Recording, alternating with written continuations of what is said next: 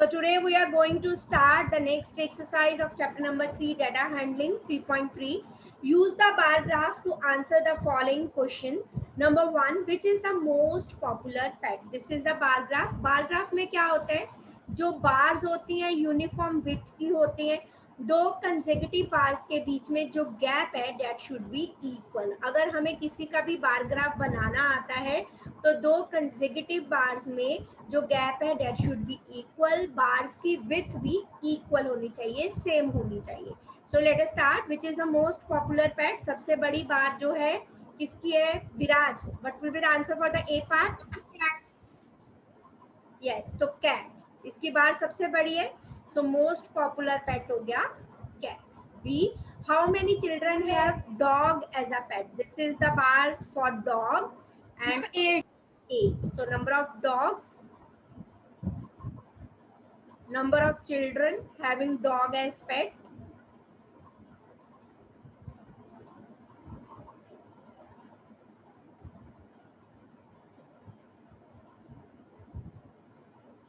Is equals to 8. That was easy. Bar graph हमें given था, हमें सिर्फ read करना था. Next one, read the bar graph and answer the following question. Number of books sold by a bookstore during 5 consecutive years. About how many books were sold in 1989? Okay आप लोगों को जब भी बार गिवन हो, bar graph given हो, आप scale की help से इस तरफ वाई एक्सिस की तरफ लाइन लगाओगे जिससे कि आपको क्लियर हो जाएगा कि कितनी वैल्यू है. अब जैसे इसमें तो वैल्यू गिवन नहीं है, मींस अगर हम जब बार ग्राफ पे बनाते हैं तो हम एग्जैक्ट वैल्यू बता सकते हैं कि कितनी, लेकिन ऐसे केस में हम एस्टिमेट कर सकते हैं कि 500 के पास है तो कितना होगा, लाइक दिस. सो 1992 के कॉरेस्पॉन्डिंग भी हम लाइन ड्रॉ कर देते हैं. It will be something here. Okay, तो आप लोग स्केल की हेल्प से बनाओगे, ठीक है. About how many books were sold in 1989? Books sold in 1989 बताइए. How many books? Ma'am around 175. 175 या 180, क्योंकि we don't know the exact value, so let it be 175. चलो, सो बुक्स सोल्ड इन 1990, 1992. हाँ जी, 1990. इट इज अप्रोक्सीमेटली 450 से तो above है, ये तो पक्का है. मैम 475 मैम, क्योंकि क्वेश्चंस में. यस, सो नेक्स्ट 1992 में दैट इज 200 से अबव है, 250 से कम है, 220 अप्रोक्सीमेट हम लिख सकते हैं. In which year were about 475 books sold? So 475 books were sold in the year. कौन से ईयर में? 1990. Yes, 475 books were sold in year 1990. Next one, 225 books. 225 books were sold in the year 1992. सभी अपनी graph copy लेके आए हैं ना? Yes ma'am.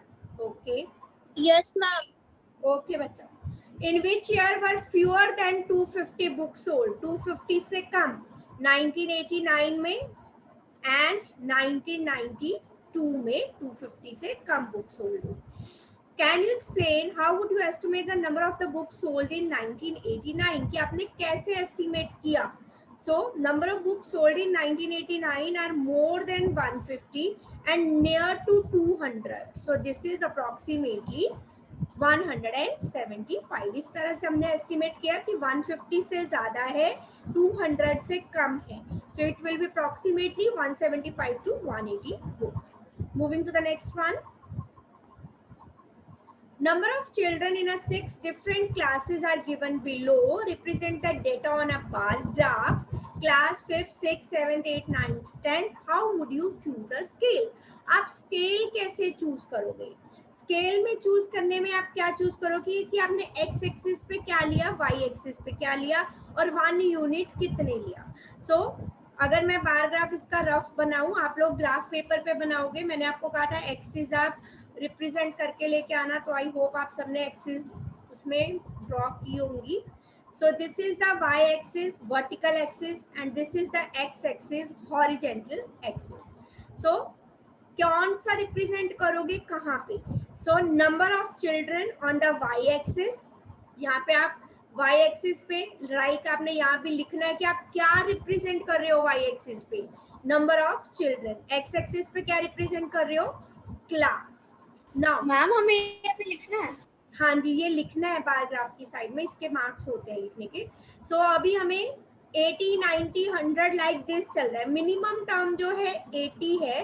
तो आप first this is O point of origin, जहाँ पे एक्स और वाई दोनों की वैल्यू 0 0 होती है।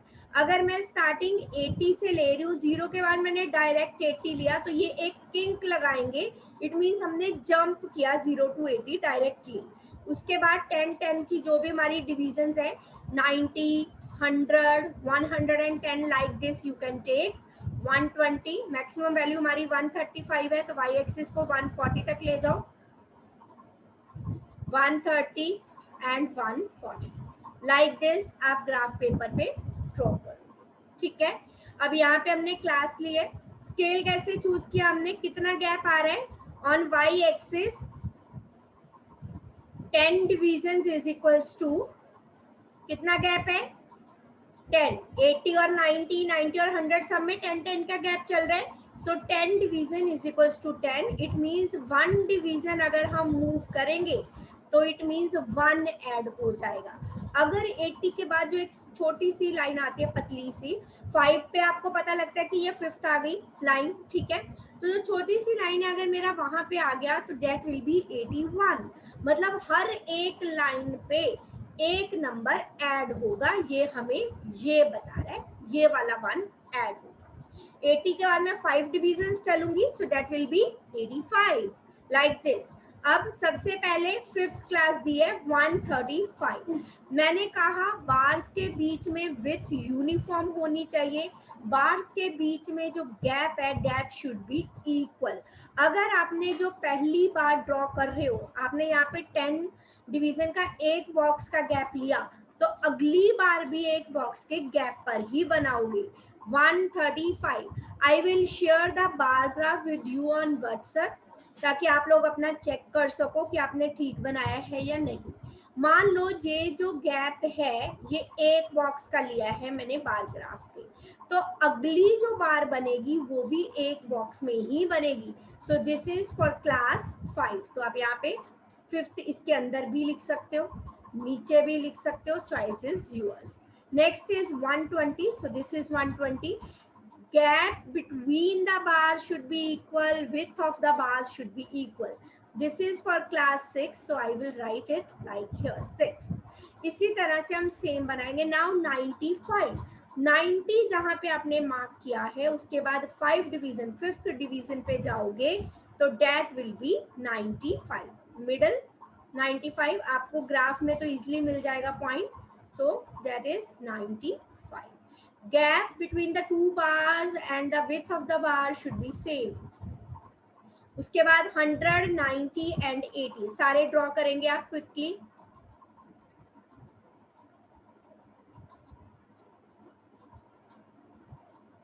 जब ड्रॉ हो जाए मुझे बता देना, जब बार्स ड्रॉ हो जाए then we will move to the question.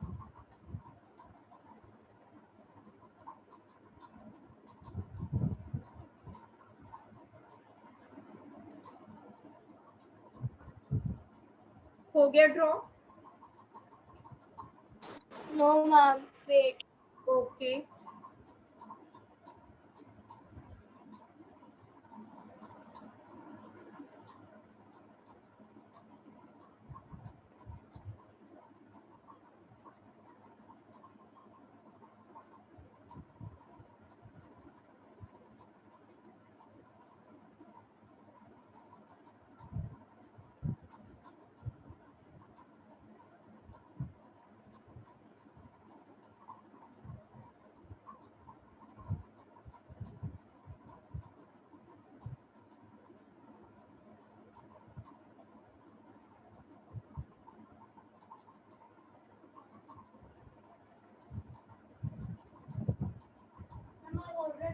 Ma'am okay ma'am जी, मैम मेरे पास अभी ग्राफ नोटबुक नहीं है, तो मैम मैं अपनी ट्यूशन वाली नोटबुक में बस ऐसे ग्राफ बना रहा हूँ। मैं बाद में आज ढूंढ के graph notebook.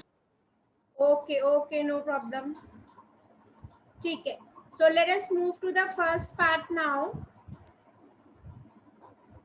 Okay, which class has the maximum number of children? Okay, Virat, बताइए. Class. Which class has maximum number of children? Ma'am 5th class. Yes. Minimum number of children, Virat, आप बताएंगे. 10. Okay, Ekam, next one. Find the ratio of the students of class 6 to the student of class 8. 6th class and 8th class के बच्चों की ratio. Yes, Ekam, what is the answer?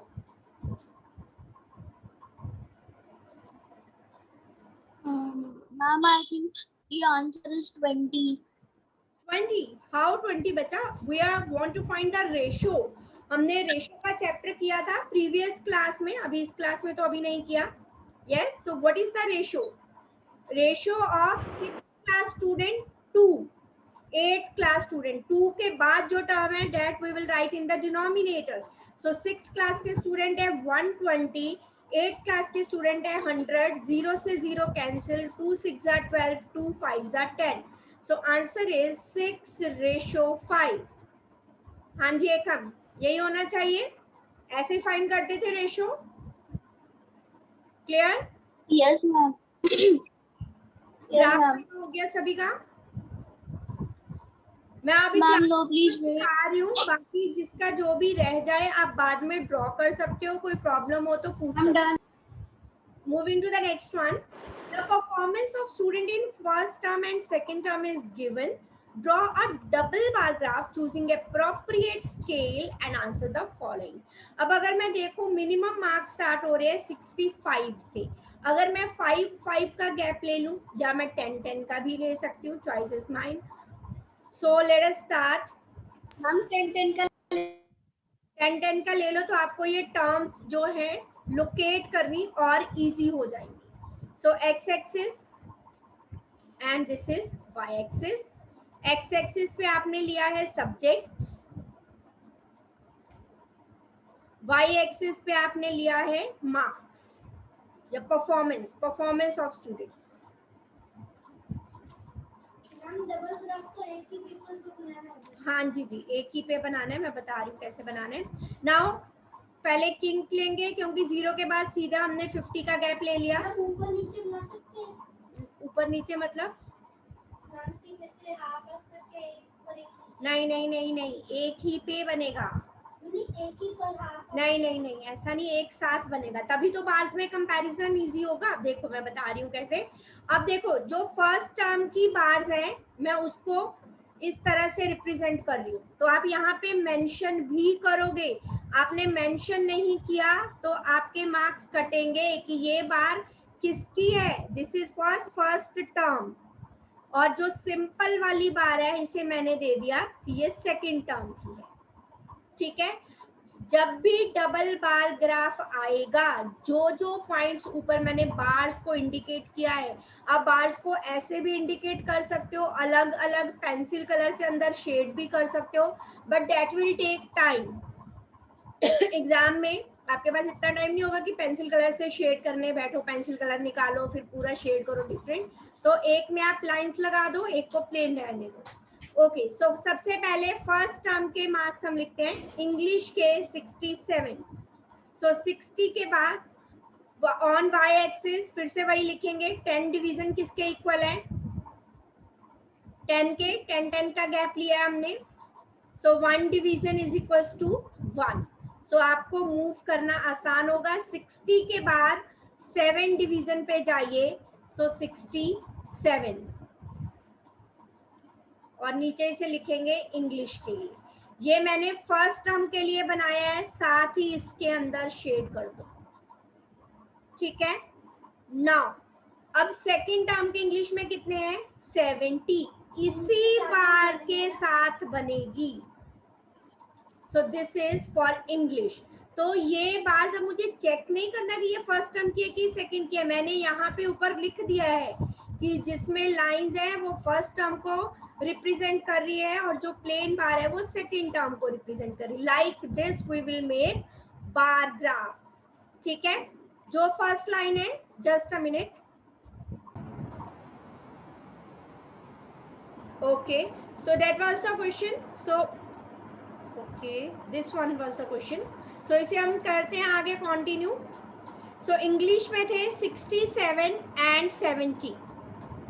So 67 for first term like this and 70 for the second term. English. उसके बाद next subject में देखते हैं 72 65 in Hindi. 72 then 65. आपकी जो बार्स हैं इक्वल विथ की होनी चाहिए. ठीक है, बार्स को इक्वल विथ की होनी चाहिए आपकी. हाँ जी, ग्राफ पे इक्वली आएगी. ये मत देखना कि यहाँ पे कोई थोड़ी सी थिक है, कोई थिन है, तो आप उसके अकॉर्डिंग नहीं बनाओगे. This is for Hindi. And what about the next subject? Mathematics 88 95. 88 and 95.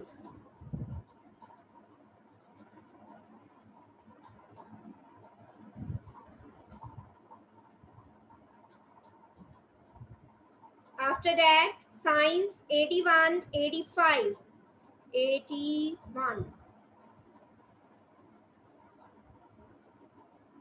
81 85. 85 is in the middle. और बार नीचे टच भी होनी चाहिए, हवा में नहीं छोड़ना उसे. हॉरिजेंटल जो एक्सिस है उस पे टच होनी चाहिए. 73 75. 73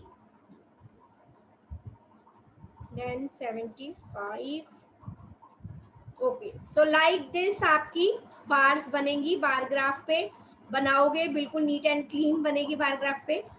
and this is for social science. So अब इस तरह से हमारा डबल बार ग्राफ बनेगा और इसको रिप्रेजेंट करना नहीं भूलना है. अगर आपने ये रिप्रेजेंट नहीं किया, आपने पूरा बार ग्राफ ठीक बनाया होगा, तब भी मार्क्स नहीं मिलेंगे, क्योंकि टीचर को पता ही नहीं आपने रिप्रेजेंट क्या किया है किससे. और जो एक्स एक्सिस और वाई एक्सिस पे लिखते हैं कि जैसे इसमें एक्स एक्सिस पे हमने सब्जेक्ट्स लिए हैं, तो वो भी मेंशन करना है. हर चीज के मार्क्स होते हैं यहाँ पे. Performance of the students along Y axis. So let us answer. हाँ जी बच्चा. In which subject has the child improved his performance the most? Okay, बताएं किसमें सबसे ज्यादा इम्प्रूव किया? मैथमेटिक्स. मैथमेटिक्स. ओके, तो ये अब आपको आंसर डेटा को देख के नहीं बताना है, आप बार से इजीली बता सकते हो किसमें जो है आपकी बार प्रीवियस से बड़ी हुई है. तो इस केस में सो मैथमेटिक्स में सबसे ज्यादा इम्प्रूव किया है. Next one, in which subject is the improvement the least? सबसे कम इम्प्रूवमेंट किसमें हुई है? Ma'am English. English. Social science.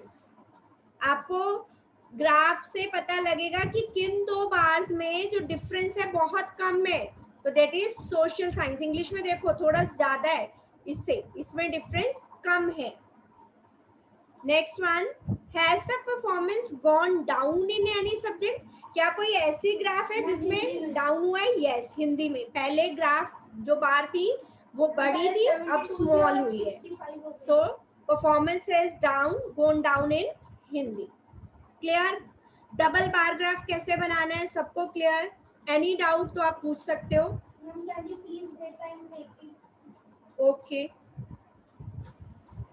अगर आपका कुछ भी रह जाता है, पूरा बार ग्राफ नहीं बनता है, आप बाद में बना सकते हो. I will make it on the graph paper and share with you all so that you can check. क्या मैम इस एक्सरसाइज में 5 क्वेश्चंस हैं.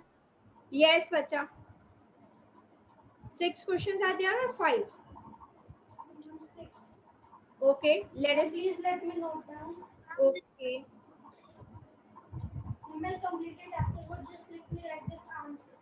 हाँ जी बच्चा, just I will show the previous slide. And the first one is maths, second is maths, Second is social Yes, science, and and third third is is Hindi, Hindi. right? Yes. Next one. Consider this data collected from a survey of colony, favorite sport, cricket, basketball, swimming, hockey and athletics, watching and participating. तो दो चीजों पे सर्वे हो रहा है कि watch कितने लोग करते हैं और पार्टिसिपेट कितने करते हैं. Draw the double bar graph choosing an appropriate scale. What do you infer from the graph? तो ग्राफ से आपको क्या पता चलता है? तो कैसे बनाएंगे? y एक्सिस पे हमने ले लिया favourite sport, no x axis पे फेवरेट स्पोर्ट. जैसे आप बनाना चाहो वैसे बना सकते हो. हॉरिजेंटल बनाना चाहते हो या वर्टिकल, हमारे पास बॉक्सेस स्पेस ज्यादा मिल जाएगी आपको. राइट, फेवरेट स्पोर्ट और यहाँ पे हमारे पास आ गया number of people. Ma'am horizontal में जो स्टैंडिंग वर्टिकल लाइन है वो वाइट ही रहेगी ना. यस बच्चा. मैम अगर हम हंड्रेड्स में लेंगे मैम तो मैम आसान हो जाएगा. बन जाएगी, ये वाली वर्टिकल बन जाएगी ना. जब आप हॉरिजेंटल बनाओगे तो this is your vertical line, ये एक्स एक्सिस हो जाएगी. हॉरिजेंटल बनाओगे तो दूसरी वाई एक्सिस. जिस पे बना रहे हो that is X axis. Okay, now cricket 1200 like this. तो 100 का गैप ले सकते हो आप. 100 200 like this you can take the gap.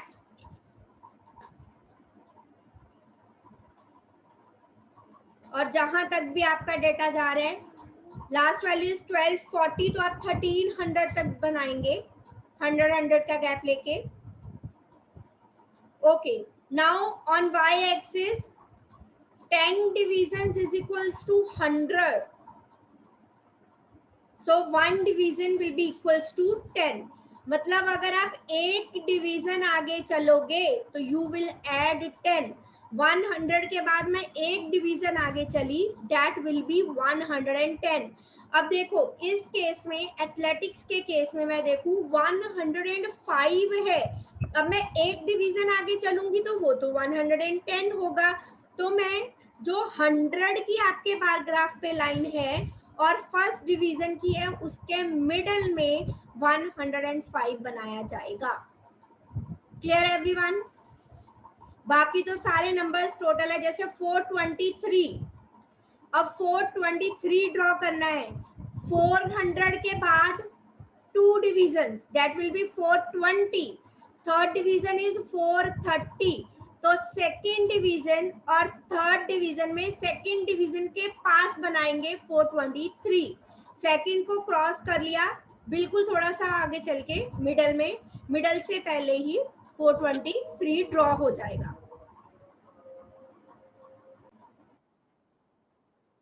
क्या आप लोगों ने?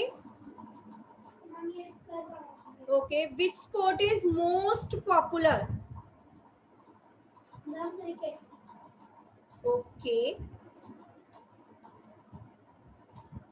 आपको कैसे पता लगेगा कि क्रिकेट ही मोस्ट इंपॉर्टेंट है, सॉरी मोस्ट पॉपुलर है? आप इन दोनों को ऐड कर, यस, वॉचिंग और पार्टिसिपेंट दोनों जिनका टोटल ज्यादा होगा. ठीक है, which is more preferred, watching और पार्टिसिपेटिंग इन स्पोर्ट्स, वो आपको कैसे पता चलेगा? उनका टोटल लो. ओके, तो क्रिकेट और वॉचिंग और पार्टिसिपेटिंग में से कौन सा प्रेफर किया जाता है, मोर प्रेफर? उसके लिए आप वॉचिंग वाले सभी टर्म्स का टोटल लो और पार्टिसिपेटिंग सभी टर्म्स का टोटल लो. जिसका टोटल ज्यादा होगा उसे प्रेफर किया जाएगा. तो I think watching is most preferred. हाँ जी बच्चा. क्रिकेट 1 to 40 सिर्फ उसकी वॉचिंग है, और अगर हम हर स्पोर्ट की अलग-अलग वॉचिंग और पार्टिसिपेटिंग ऐड भी करते हैं तो फिर वो क्रिकेट से ज्यादा. यस यस, तो लेकिन फिर भी आपको टोटल करके शो करना है.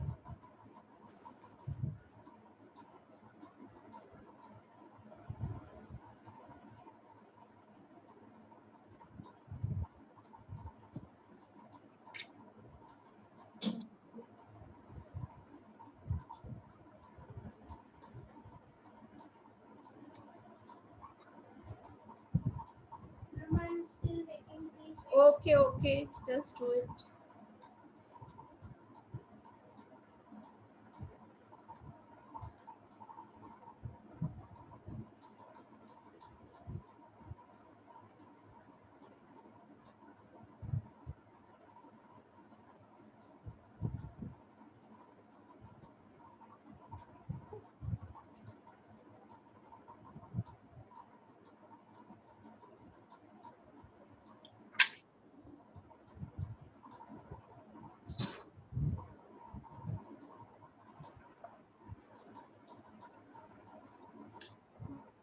So 2893 is greater than 1615. Therefore, watching is more preferred than participating.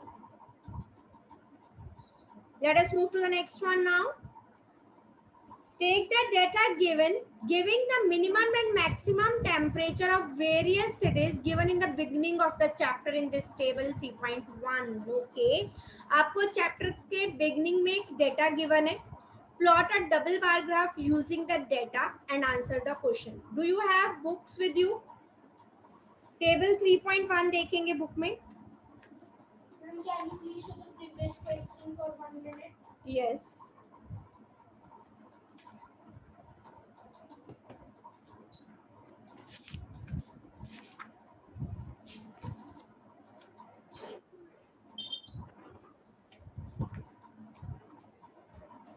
Ma'am, my mom is calling, so I'll go on hold for a minute. Okay. So table 3.1 में जो आपको डेटा गिवन है उसके accordingly आपको double bar graph बनाना है. ठीक है, तो डबल बार ग्राफ आपका ये होमवर्क है, इसे करेंगे. डबल बार ग्राफ ड्रॉ करेंगे. Which city has the largest difference in minimum and maximum temperature on the given date? Okay, I am writing the maximum and minimum. Ma'am, please tell the page number. Starting of the chapter, bacha, on the very first page of this chapter, page number is, let me see the page number, 57. New book में 57. So 38, 29 degree Celsius में है. 37, 26, 28, 21, 36, 27, 38, 28, and there are more terms.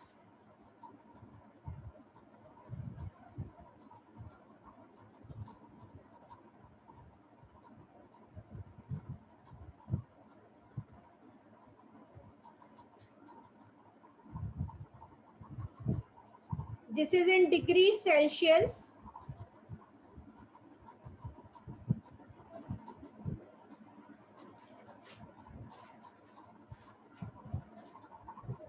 Okay, 26 and 27. Last one is 27.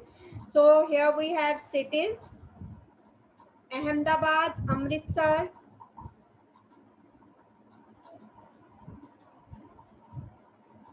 Bangalore, then Chennai, then Delhi, Jaipur, Jammu and Mumbai. Okay, इसके basis पे आपको double bar graph बनाना है और जो भी क्वेश्चन है हम उनके आंसर लिख लेते हैं. Double bar graph is your homework. So let us move to the questions. Which city has the largest difference in minimum and maximum temperature? तो सबसे पहले हम यहीं पे इनका डिफरेंस फाइंड कर लेते हैं.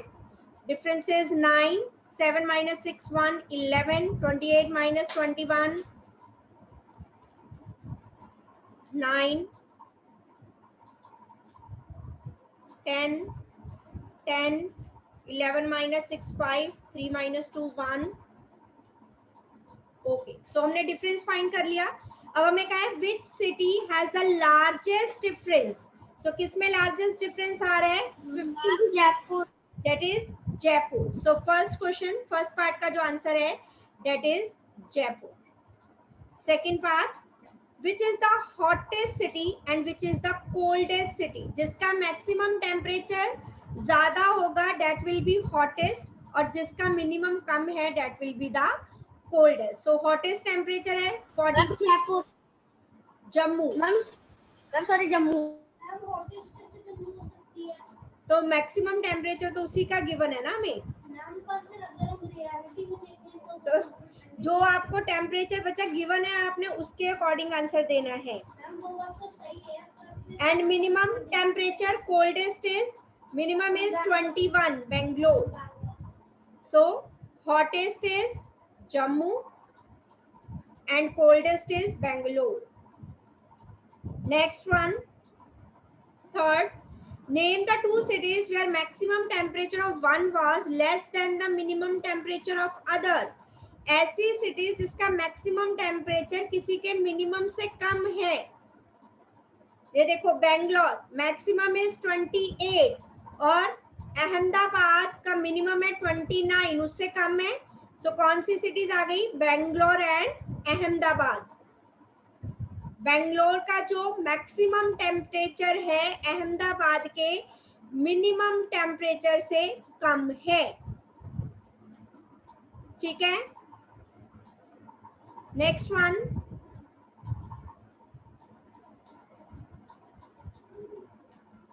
क्वेश्चन का fourth part, name the city which has the least difference between minimum and maximum temperature, सबसे कम difference, that is 5, Mumbai. So fourth part का आपका आंसर होगा Mumbai. Clear to everyone? Is there any doubt? No ma'am. और third part में हमें 2 cities लिखनी है, तो एक और सिटी फाइंड करते हैं। एक और सिटी जिसका मैक्सिमम टेम्परेचर मिनिमम से कम है। Let's find out one more city.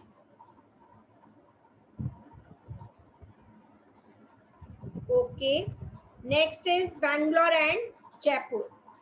Third part में हमें 2 सिटीज लिखने के लिए कहा है, तो थर्ड पार्ट का एक सिटी होगी Bangalore and Ahmedabad and next is Bangalore and Jaipur.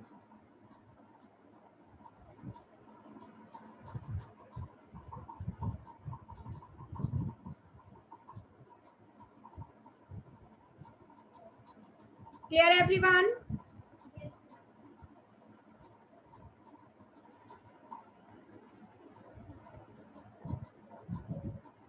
Ma'am, please show the table. Yes, बच्चा, I am showing it. ये लो बच्चा।